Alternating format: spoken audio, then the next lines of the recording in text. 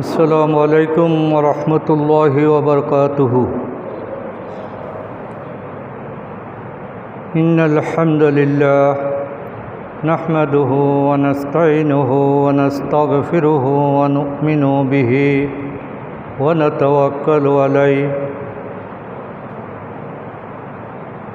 نعوذ بالله من شرور أنفسنا ومن سيئات أعمالنا. من يهد الله فلا مضل له ومن يضلله فلا هادي له. ونشهد أن لا إله إلا الله وحده لا شريك له. وأشهد أن محمدا عبده ورسوله الذي أرسله بالحق بشيرا ونذيرا وداعيا إلى الله بإذنه وسراجا منيرا. وقد قال الله تعالى في كلامه المجيد وفرقانه الحميد. أعوذ بالله من الشيطان الرجيم. بسم الله الرحمن الرحيم. إن الله وملائكته يصلون على النبي يا أيها الذين آمنوا صلوا عليه وسلموا تسليما. اللهم صل على سيدنا مولانا محمد وعلى آل سيدنا مولانا محمد. بلغ العلا بكماله كشف الدجى بجماله حسنت جميع خصاله. صلوا عليه وآله. اللهم صل على محمد وعلى آل محمد كما صليت على إبراهيم وعلى آل إبراهيم إنك حميد مجيد. اللهم بارك على محمد وعلى آل محمد كما باركت على إبراهيم وعلى آل إبراهيم إنك حميد مجيد. أعوذ بالله من الشيطان الرجيم. بسم الله الرحمن الرحيم. يوم يجمعكم ليوم الجمع ذلك يوم التغابن. ومن يؤمن بالله ويعمل صالحا يكفر عنه سيئاته ويدخله جنات تجري من تحتها الأنهار خالدين فيها أبدا. ذلك الفوز العظيم. والذين كفروا وكذبوا بآياتنا أولئك أصحاب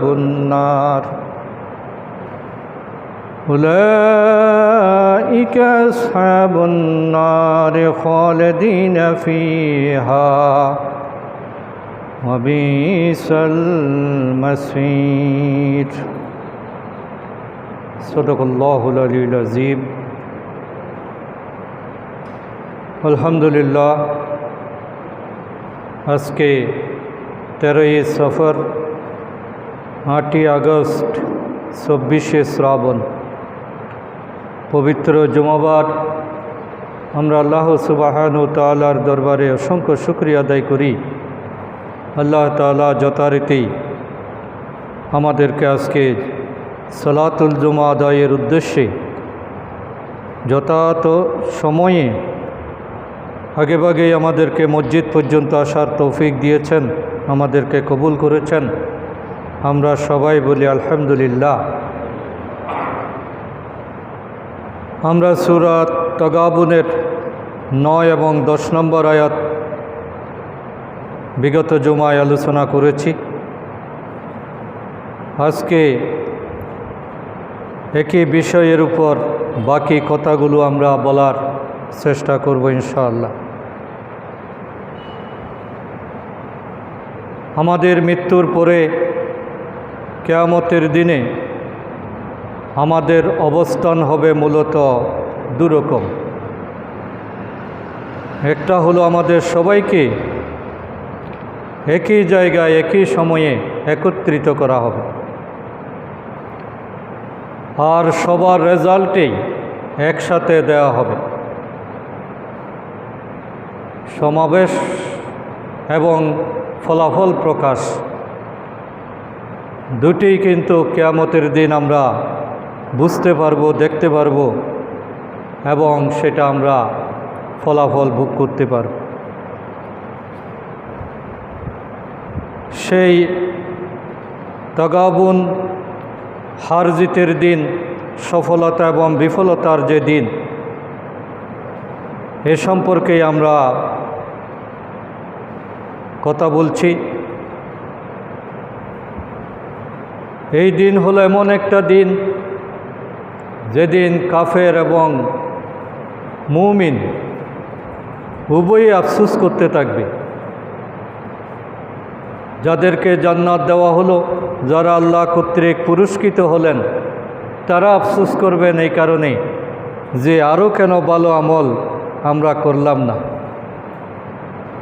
আরও ভালো আমল করলে আরও ভালো পুরস্কার আমরা পেতাম। এই আফসোসটা তারা করতে থাকবে। একই সাথে কাফেররা আফসোস করবে যে কেন ভালো আমল করা হলো না। এজন্য এই যে জয় পরাজয় এবং পরস্পরকে ক্ষতিগ্রস্ত হওয়া ও লাভবান হওয়ার যে প্রতিযোগিতা, সেটাই হলো ইয়াউমুত তাগাবুন, ফলাফল প্রকাশের দিন, ফাঁসফেল করার দিন, পুরস্কার এবং শাস্তি পাওয়ার দিন, আনন্দ বেদনার দিন, অর্জন এবং হারানোর দিন এবং চূড়ান্ত ফলাফল আমরা সেখানে দেখতে পাব। সেই তাগাবুন সম্পর্কে আল্লাহ রসুল সাল্লাল্লাহু আলাইহি সাল্লাম যে উদাহরণগুলো দিয়েছেন এবং তাফসীর কারকগণ এটাকে যেভাবে ব্যাখ্যা করেছেন, আমরা গত জুমায় 3টা পয়েন্টে কথা বলেছি।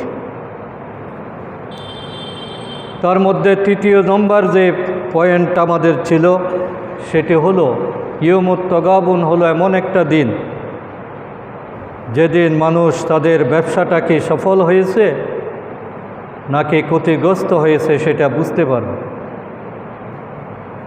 এবং দুনিয়ার এই জীবন যে একটা ব্যবসার মতোই, এই ব্যবসায় ঠিকমতো পুঁজি না খাটালে, এই ব্যবসা সময়ের মূল্য না দিলে এবং যথাযথ হক আদায় করে ব্যবসা না করলে আমাদের কি পরিণতি সেদিন হবে, আল্লাহ তাআলা সেগুলো আগেভাগেই বলে দিয়েছে। আমরা সূরা তাওবার 111 নম্বর আয়াতের উপর কথা বলছি। আমরা আল্লাহ তাআলার সাথে মূলত একটা চুক্তিতে আবদ্ধ হয়েছি। এই আয়াত আমাদেরকে বলে দিচ্ছে যে স্রষ্টার সাথে মানুষের সম্পর্ক মূলত একটা ওয়াদার সম্পর্ক, একটা চুক্তির সম্পর্ক, একটা বোঝাপড়া, একটা এগ্রিমেন্ট।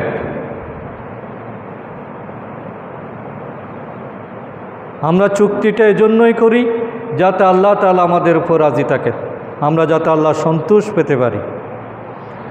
এই চুক্তির এক পাশে আছেন আল্লাহ, তিনি হলেন চুক্তির মূল উদ্যোক্তা এবং তিনিই ক্রেতা, আর আমরা হলাম বিক্রেতা।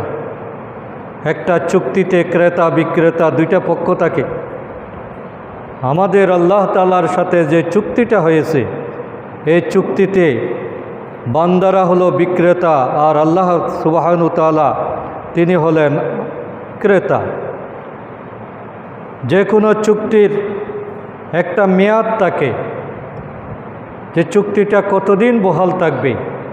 আল্লাহ তাআলার সাথে আমরা যে চুক্তিটা করেছি এটার মেয়াদ হলো দুনিয়ার এই স্বল্পকালীন জীবন।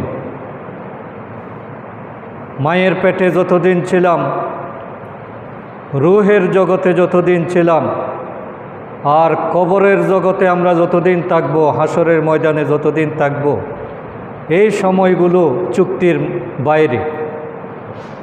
আমরা আল্লাহর সাথে আমাদের যে লেনদেন, আমাদের যে বোঝাপড়া, আমাদের যেটা এগ্রিমেন্ট, আমরা যেটা ওয়াদা করেছি সেটার মেয়াদ হলো দুনিয়ার জীবন। দুনিয়ার এই স্বল্পকালীন জীবনে আমি এই চুক্তির ধারাগুলো মেনে চলি কিনা, চুক্তির ওয়াদাগুলো আমি পালন করি কিনা,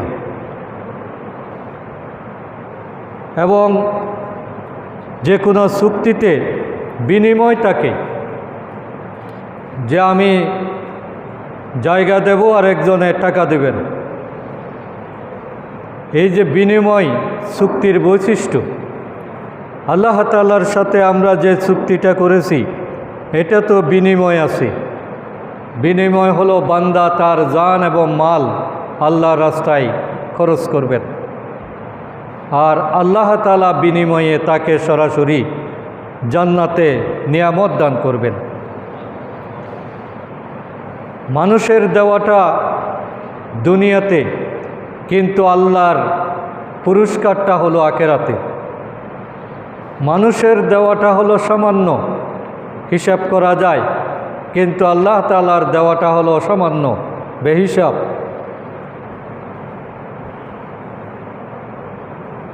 এই চুক্তিটা যে আমরা করেছি, চুক্তি করার জন্য একটা দলিল লাগে, কাগজ বা যেখানে লেখা হয় চুক্তির দ্বারা উপদ্বারা বিনিময় এবং মেয়াদ, এগুলো সব লেখা থাকে, যেটাকে আমরা দলিল বলি। তাহলে আমাদের এই লেখাগুলো আমরা কোন দলিলে পাব? আল্লাহ তাআলার সাথে আমরা যে চুক্তি করলাম, এই চুক্তির দলিলটা কি? এই চুক্তির দলিলটা হলো আল কোরআন। আল্লাহ তাআলা কোরআনেই এই চুক্তির কথা বলে দিয়েছেন, এবং যে কোনো চুক্তি লঙ্ঘন করলে পরিণাম ভোগ করতে হয়, শাস্তি ভোগ করতে হয়, আবার পালন করলে উপযুক্ত পুরস্কার পাওয়া যায়।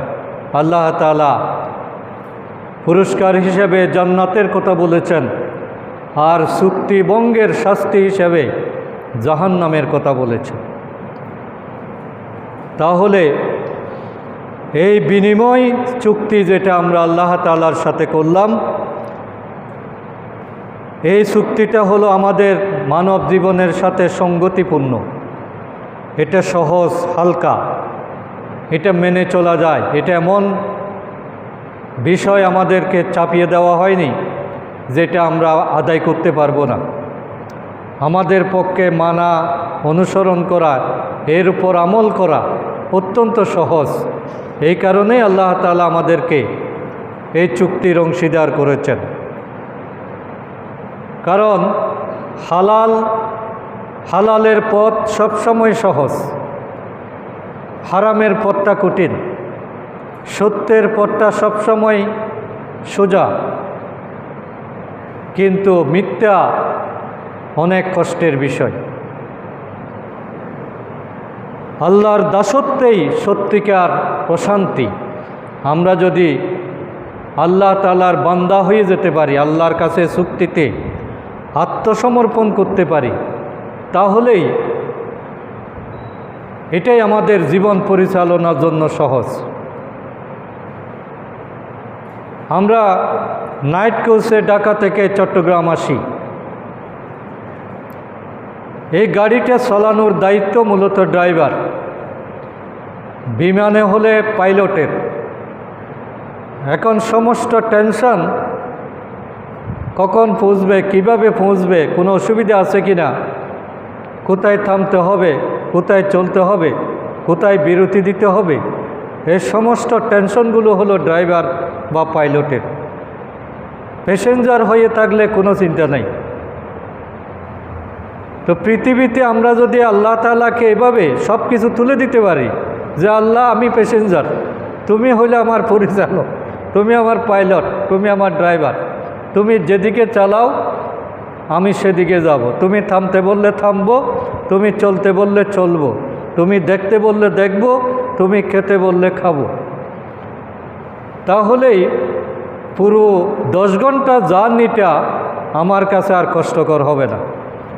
কিন্তু আমি গাড়িতে প্লেনে ওঠার পরেও যদি বারবার ড্রাইভারের দিকে খেয়াল করি, ড্রাইভারকে নির্দেশ দিতে চাই, ড্রাইভারের কোনো সিদ্ধান্ত ভালো লাগে, কোনোটা খারাপ লাগে, এভাবে বারবার যদি আমি ওই জায়গায় হস্তক্ষেপ করার চেষ্টা করি, তাহলে আমার ভ্রমণটা আনন্দও হবে না, নিরাপদও হবে না।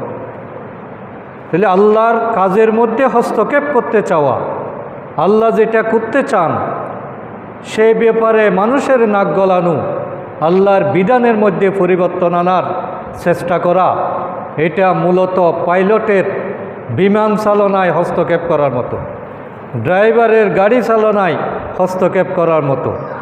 ওই বিমান ঠিক জায়গায় পৌঁছবে না, গাড়িটাও অ্যাক্সিডেন্ট হওয়ার সম্ভাবনা বেশি। আজকে এই কারণে যেখানে আল্লাহর বিধানকে অগ্রাহ্য করা হচ্ছে, মানুষ আল্লাহর বিধানকে বাদ দিয়ে নিজেদেরকে বেশি চালাক হিসাবে প্রমাণ করার চেষ্টা করছে, সেখানেই কিন্তু বিপর্যয় হচ্ছে। আল্লাহ নারী পুরুষকে আলাদা সৃষ্টি করেছেন, পুরুষকে পুরুষের দায়িত্ব দিয়েছেন, নারীকে নারী হিসাবে দায়িত্ব দিয়েছেন। কিন্তু অনেক মানুষের এটা পছন্দ হয় না। অনেকে বলে যে আমি নারী হতে চাই, আমি পুরুষ থাকবো না, আমি নারী হতে চাই। আবার অনেক নারী বলে যে অনেক দিন ছিলাম নারী, এখন আমি পুরুষ হতে চাই। তাহলে এটা আল্লাহর সৃষ্টির মধ্যে হস্তক্ষেপ করা, আল্লাহ যেটা চান সেটা অপছন্দ করা। ফলে ওই ব্যক্তিটা পুরুষও হইতে পারে না, নারীও হইতে পারে না, মাঝখানে সে একটা জিল্লতির জীবন, অসম্মানের জীবন অবলম্বন করে। আল্লাহ বলেছেন পিতামাতার সম্পত্তিতে ছেলে পাবে, ছেলে যা পায় মেয়ে পাবে তার অর্ধেক। কিন্তু আমরা বুদ্ধির টেলায়, আমাদের কিছু পচা বুদ্ধিজীবী আছেন যারা বলে যে আল্লাহ তাআলা এখানে বৈষম্য করেছেন। দুইজনেই যেহেতু মা বাবার সন্তান, সুতরাং ছেলেকে যতটুকু দেওয়া হয় মেয়েকেও ততটুকু দিতে হবে। তাহলে এটা আল্লাহ তাআলার সিদ্ধান্তের উপর হস্তক্ষেপ করা, এবং এটা প্রকৃতি বিরুদ্ধ, এটা আনসাইন্টিফিক, এটা সমাজ জীবনকে বিপর্যয়ের দিকে নিয়ে যাবে এবং মানুষের স্বাভাবিক যেটা অধিকার, সে অধিকার ক্ষুণ্ণ হবে। কারণ আল্লাহ তাআলা মেয়েকে যা দিয়েছেন তার আরও বিভিন্ন জায়গায় পাওয়ার ব্যবস্থা রেখেছেন। বাবার কাছ থেকে যেটা পায় এটা হলো অনেকটা বোনাস, সে তো শ্বশুর বাড়ি থেকে পাবে এবং তার কোনো খরচ নাই। একটা মেয়েকে পারিবারিক কোনো খরচের দায় দায়িত্ব দেওয়া হয়নি, সমস্ত খরচের বোঝা হলো স্বামীর উপর, পুরুষের উপর। তাহলে যাকে সব বহন করতে হয় তাকে একটু বেশি দেওয়া, এটাই তো বিজ্ঞানসম্মত। কিন্তু না, এটা মানতে চায় না। ফলে আল্লাহ তাআলার সাথে আমাদের যে কোরআনের আমরা যে ওয়াদাটা করেছি, যে চুক্তিটা আমাদের হয়েছে, যে আমরা আমাদের জান মাল, আমাদের ইচ্ছা অনিচ্ছা, আমাদের চিন্তাভাবনা, আমাদের প্রতিভা, আমাদের মেধা সব আমি আল্লাহর রাস্তায় খরচ করব।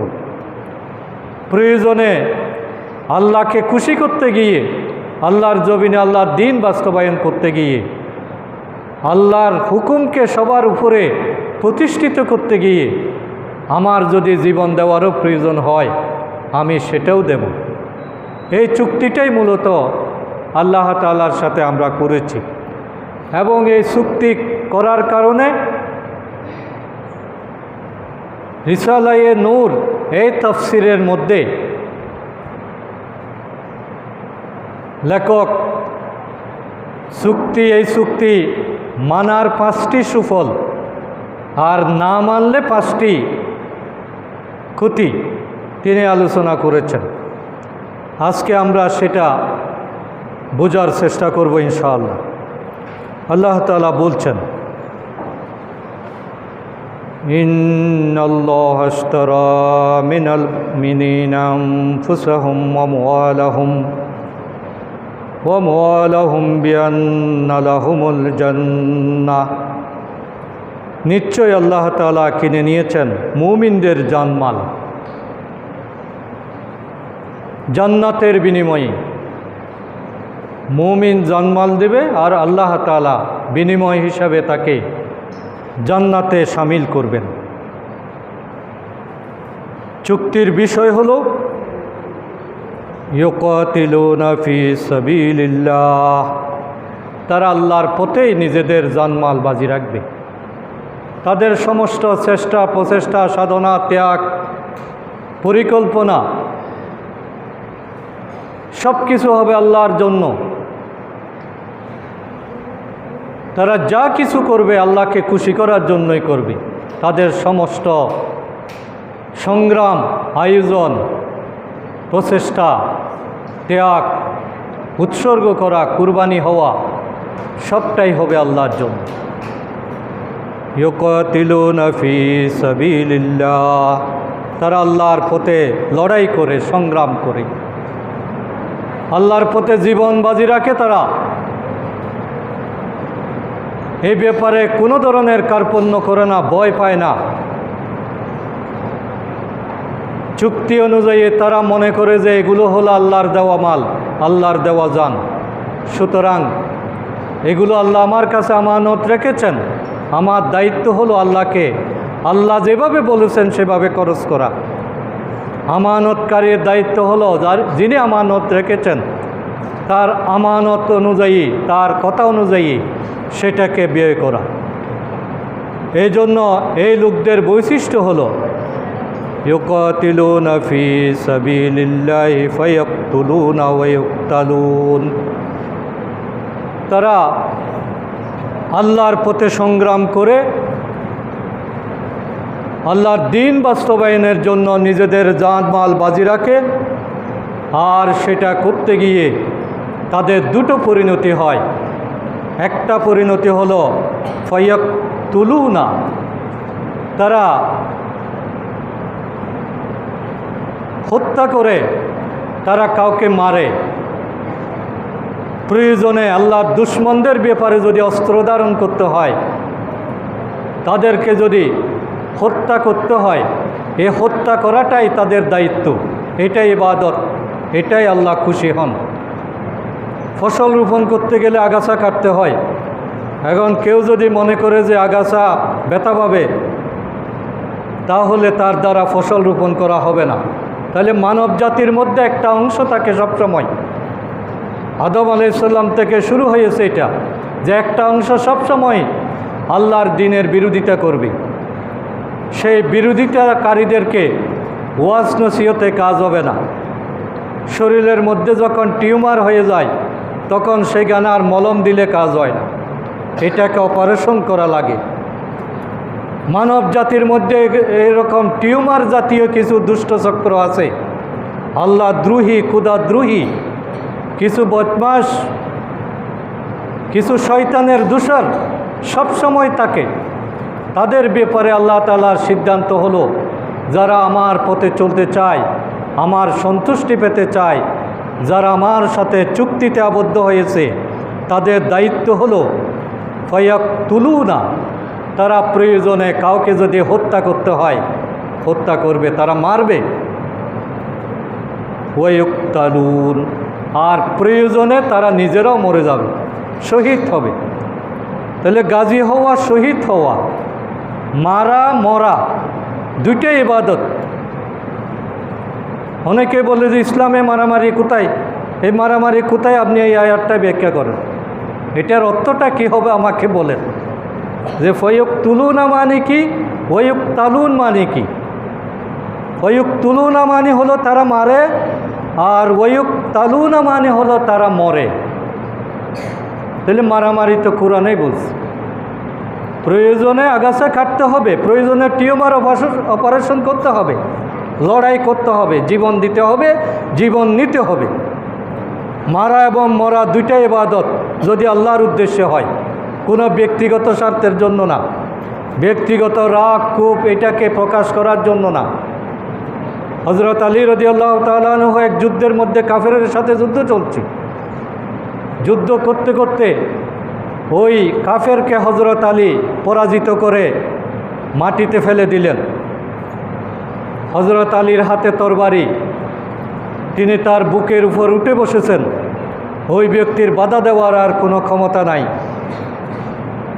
এই অবস্থায় হযরত আলী তাকে হত্যা করতে যাবেন, কিন্তু হঠাৎ করে লোকটা কোনো কিছু না পেরে সে হযরত আলীর দিকে থুতু নিক্ষেপ করল। মানুষ যখন বেশি অসহায় হয়ে যায় তখন থুতু নিক্ষেপ করে।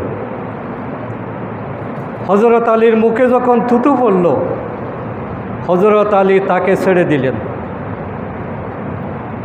লোকেরা জিজ্ঞেস করল যে এরকম একজন শত্রুকে আপনি কেন ছেড়ে দিলেন? বললেন যে আমি তার সাথে আমার লড়াই হলো ইসলামকে নিয়ে, আমি আল্লাহর সন্তুষ্টির জন্যই তাকে হত্যা করতে চেয়েছিলাম, কিন্তু যেই মুহূর্তে সে আমার মুখে থুতু নিক্ষেপ করেছে তখন আল্লাহর সন্তুষ্টির চেয়ে আমার ব্যক্তিগত রাগ এটা প্রাধান্য পেয়েছে। এখন যদি আমি হত্যা করি তাহলে মনে হবে যে থুতু দেওয়ার কারণে আমি তাকে হত্যা করেছি। আল্লাহ যদি জিজ্ঞেস করেন আলী তুমি তো আমার দিনের জন্য তাকে হত্যা করো নাই, তুমি তোমার রাগ মিটানোর জন্য হত্যা করেছো, আমি কি জবাব দেব? তাহলে দেখেন ইসলামের লড়াইটা কীরকম। আমি কোনো কারো বিরুদ্ধে কোনো সাক্ষী দিলে, কাউকে কোনো কষ্ট দিলে, কাউকে আহত করলে, নিহত করলে এটার পিছনেও থাকতে হবে আল্লাহ তাআলার সন্তুষ্টি। আল্লাহ এই কাজের উপর রাজি আছেন কিনা, আমি কি এটা আল্লাহর দিনের পথকে পরিষ্কার জন্য করতেছি, নাকি আমার সাথে আগে জায়গা জমিনের ঝামেলা ছিল, এই উসিলায় সেটা আমি প্রতিশোধ নিচ্ছি। ব্যক্তিগত কোনো প্রতিশোধের কারণে যত বড় ইবাদতেই খেদমতেই আপনি করেন না কেন আল্লাহ তাআলার কাছে এটা কবুল হবে না। এই জন্য আল্লাহ তাআলা বলছেন ইউকাতিলুনা ফি সাবিলিল্লাহি ওয়া ইয়াকতুলুনা ওয়া ইউকতালুন, তারা আল্লাহর রাস্তায় সংগ্রাম করে মারে এবং মরে। এই কাজ করলে আল্লাহ বলছেন এই যে মারামারি মরামরি এটা আমি শুধু আজকে নতুন কথা না, আমি এই ওয়াদাটা আল্লাহর বান্দাদেরকে আমি মুক্তি দেব, আমি যে চুক্তি করেছি তাদেরকে জান্নাত দেব, বিআন্না লাহুমুল জান্নাহ, তাদের বিনিময় যে জান্নাত, এই জান্নাতের কথা এবং কুফরি শক্তির বিরুদ্ধে লড়াই করার কথা, আল্লাহর দ্বীন প্রতিষ্ঠায় নিজেকে উৎসর্গ করার কথা, এটা আজকে শুধু কোরআনে বলা হয় নাই, অতীতের সমস্ত আসমানি কিতাবে আল্লাহ তাআলা এই ওয়াদাটা করেছেন। ওয়াদান আলাইহি হাক্কান ফিত তাওরাত, আমি এই ওয়াদা করেছি তাওরাতের মধ্যে। ওয়াদান আলাইহি হাক্কান ফিত তাওরাতি ওয়াল ইনজিল ওয়াল কুরআন, তাওরাত, ইনজিল এবং কোরআন সব জায়গায় আল্লাহ তাআলা সত্য ওয়াদাটা করেছেন। তাহলে বোঝা যায় আল্লাহর দ্বীন কায়েমের এই লড়াই এটা নতুন কোনো বিষয় নয়, এটা মানুষের আগমন তখন থেকে এই লড়াই শুরু হয়েছে এবং সমস্ত আসমানি কিতাবে আল্লাহ তাআলা আল্লাহর দ্বীন কায়েমের জন্য লড়াই অবতীর্ণ হওয়ার নির্দেশ দিয়েছেন। আমি সেটা ওয়াদা করেছি, আমার ওয়াদা প্রতিশ্রুতি সমস্ত কিতাবে আমি দিয়েছি। আর এই ব্যাপারে তোমাদের কোনো সন্দেহ করার দরকার নাই। আমি হলাম সবচেয়ে বেশি ওয়াদা রক্ষাকারী। আমি যে তোমাদেরকে জান্নাত দেব বলেছি, এই ব্যাপারে তোমরা কখনো সন্দেহ পোষণ করবে না, কারণ আমার পরিচয় হলো ওয়ামান আওফা বিআহদিহি মিনাল্লাহ, আল্লাহর চেয়ে বড় ওয়াদা পালনকারী আর কে হতে পারে? পৃথিবীর মানুষের অন্যান্য সৃষ্টির ওয়াদা লঙ্ঘিত হতে পারে, কিন্তু যিনি আল্লাহ সুবহানাহু তাআলা তিনি যে ওয়াদাটা করেছেন সেই ওয়াদা কখনো ভঙ্গ হতে পারে না। ওয়ামান আওফা বিআহদিহি মিনাল্লাহি ফাস্তাবশিরু, সুতরাং তোমরা ফাস্তাবশিরু, তোমরা আনন্দ করো, তুমি উৎসব করো, তোমরা উদযাপন করো। তুমি যে আল্লাহর দ্বীনের পথে সময় দিতে পেরেছ, আল্লাহর দ্বীন কায়েমের লড়াইয়ে তোমার যে ক্ষতি হয়েছে, তুমি যে জান দিয়েছ, মাল দিয়েছ, তোমার বাড়িঘর চলে গিয়েছে, চাকরি চলে গিয়েছে, বছরের পর বছরের জেলখানায় থেকে তোমার জীবন যৌবন সব শেষ করেছ। তোমার কাছে মনে হবে যে এটা আমি ভুল করলাম মনে হয়, কিন্তু আল্লাহ বলছেন না, তুমি মোটেই ভুল করো নাই। তুমি আমার ওয়াদাকে যে বিশ্বাস করেছ, তুমি যে জান্নাতের আকাঙ্ক্ষা করেছ, আমি যে তোমাকে কবুল করেছি, তোমাকে এই পথে জানমাল সময় দেওয়ার তৌফিক আমি দিয়েছি। সুতরাং তুমি মন খারাপ করো না, বরং তোমার এই অবদানটাকে, তোমার এই অগ্রগতি, তোমার এই দিন কায়েমের এই দায়িত্ব পালন, এটার জন্য তুমি ফাস্তাবশিরু, তুমি আল্লাহর শুকরিয়া আদায় করো, তুমি এটাকে উদযাপন করো, আনন্দিত হও, মন খারাপ করো না। এটা তোমার জন্য বিরাট পাওনা। তোমাকে যে ইসলামী আন্দোলনের আমির করা হয়েছে, সভাপতি করা হয়েছে, এটা লুকানোর কোনো বিষয় না, এটা প্রকাশ করার বিষয়। এটা তোমার গৌরবের বিষয়। তুমি আল্লাহর শুকরিয়া আদায় করো, ফাস্তাবশিরু, তুমি আনন্দিত হও। বিবাইকুমুল্লাযী বায়াতুম বিহি, হ্যাঁ, আল্লাহ তাআলা তোমাকে যে লেনদেন করার সুযোগ দিয়েছেন, তোমাকে যে বায়াতের জন্য কবুল করেছেন, তোমাকে যে শপথবদ্ধ হওয়ার সুযোগ দিয়েছেন, এই জন্য তুমি আনন্দিত হও। ওয়াযালিকা হুয়াল ফাওজুল আযীম, কারণ এটাই তোমার জীবনের সবচেয়ে বড় সফলতা, মহা সফলতা, গ্রেট সাকসেস, যেটা কোনো সীমা পরিসীমা নাই। তোমার কল্পনার বাইরে, ধারণার বাইরে, হিসাবের বাইরে আল্লাহ তাআলা যে পুরস্কারগুলো দেবেন, সেই পুরস্কার তুমি পেয়ে গেছো। সুতরাং একজন মানুষের জন্য এর চেয়ে বড় দামি বিষয় আর হতে পারে না। এই চুক্তিতে যদি আবদ্ধ হয়, মানুষ যদি আল্লাহর জন্য এভাবে নিবেদিত প্রাণ হয়ে যায়, তাহলে আমলের ঘাটতি থাকলেও আল্লাহ তাআলা তার আমলের দিকে না তাকিয়ে তার আত্মসমর্পণটাকেই কবুল করে দেন। কোনো বান্দা আমল দিয়ে জান্নাত পাবে না, জান্নাত পাবে আল্লাহর দয়ায়, আল্লাহর রহমতে, আল্লাহর করুণায়। আল্লাহ যদি খুশি হন, আল্লাহ যদি মাফ করে দেন, তাহলে আল্লাহ খুশি করে আল্লাহর কাছে মাফ চাওয়া, আল্লাহর ক্ষমার অধিকারী হওয়ার জন্য নিজের জান মালকে আল্লাহর পথে বিলিয়ে দেওয়ার কোনো বিকল্প নাই। মূসা আলাইহিস সালামের জাদুকরদের কথা আমরা জানি। কোরআনে সূরা তাহার মধ্যে এই বর্ণনাগুলো এসেছে যে জাদুকররা যখন বুঝতে পারল যে ফেরাউনের পক্ষ হয়ে তারা মূসা আলাইহিস সালামকে মোকাবেলা করার জন্য এসেছিল, কিন্তু তারা যখন বুঝতে পারল যে মূসা আলাইহিস সালাম সত্যিকার আল্লাহর নবী, তখন তারা ফেরাউনের সাথে বিদ্রোহ করল, বলে যে আমরা তোমার সাথে নাই, আমরা মূসার রবের প্রতি মেনে আনলাম। ফেরাউন তাদেরকে হুমকি দিল যে তোমরা কি জানো এর পরিণতি কি? বলল যে আমাদের পরিণতি যাই হোক, আমরা যেটা সত্য হিসাবে কবুল করেছি এখান থেকে আমরা পিছপা হব না। শেষ পর্যন্ত লক্ষ লক্ষ জাদুঘরকে একসাথে হত্যা করা হলো, কিন্তু একজন জাদুকরও ঈমান ত্যাগ করে না। তাহলে ঈমানের পাওয়ারটা কত শক্তিশালী আমরা এখান থেকেই বুঝতে পারি। এবং আল্লাহ তাআলা তাদের এই ঘোষণাটা উল্লেখ করেছেন এভাবে, ইন্না আমান্না বিরাব্বিনা, আমরা তো আমাদের রবের প্রতি ঈমান এনেছি। জাদুকররা বলল যে আমরা আমাদের রবের প্রতি ঈমান এনেছি। ইন্না আমান্না বিরাব্বিনা লিয়াগফির লানা, আল্লাহ তাআলা ঈমান আনার কারণে আমরা যেহেতু ঈমান এনেছি আমরা এই জন্য ঈমান এনেছি লিয়াগফির লানা, আল্লাহ তাআলা যাতে আমাকে মাফ করে দেন। ঈমান আনার পরে আর কোনো গুনাহ থাকে না।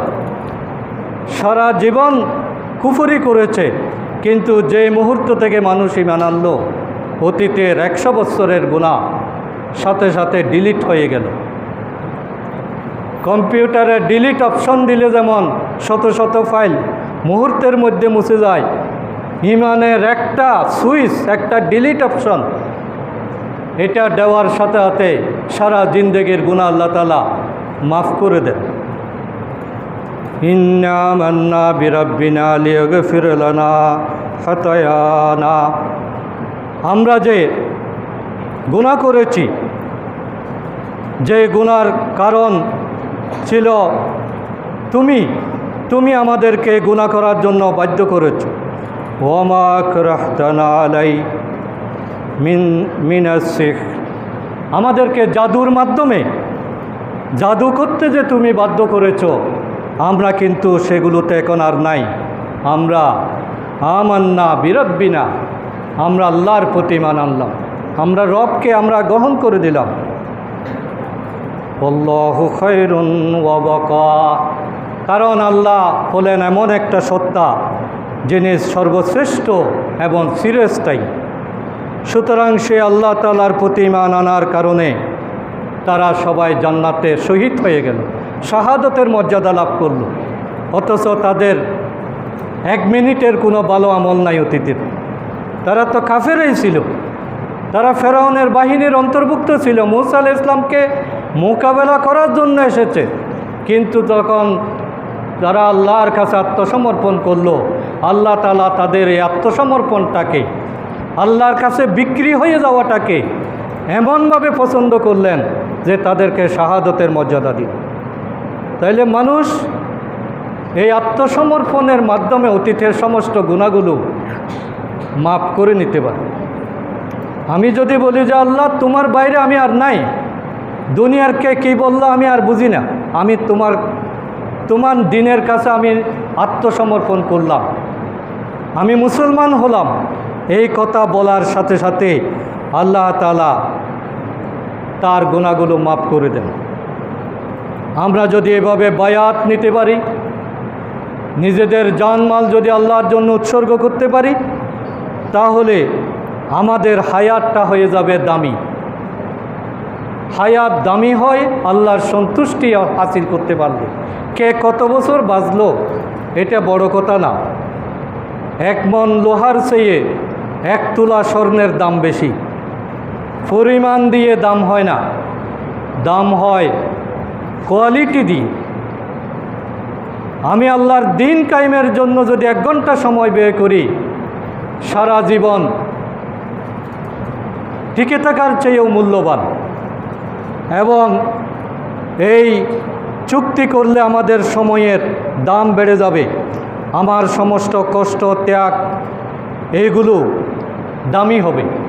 কারণ সময়টাও চলে যায়, আমার দেহটাও নিঃশেষ হয়ে যায়, আমার শক্তি সামর্থ্য সবগুলো হলো পচনশীল এবং ক্ষয়প্রাপ্ত।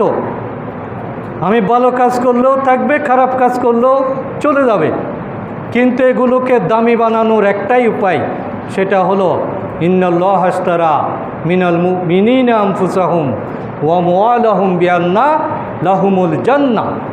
আমি যদি আমার জানমাল আল্লাহর রাস্তায় বিক্রি করে দিতে পারি, আল্লাহ তাআলা আমাকে সময়ের দাম দিবেন, আমার সময়টা দামি হবে, আমি হব অসাধারণ।